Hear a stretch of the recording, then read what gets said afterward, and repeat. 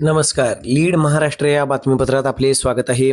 माननीय राजूभाऊ कोरे यांच्या संकल्पनेतून जिल्हा परिषद राज्य मॉडेल स्कूल विजयनगरच्या शाळेच्या प्रवेशद्वारासमोर विविध माहितीचे आकर्षक फलक उभारण्यात आले.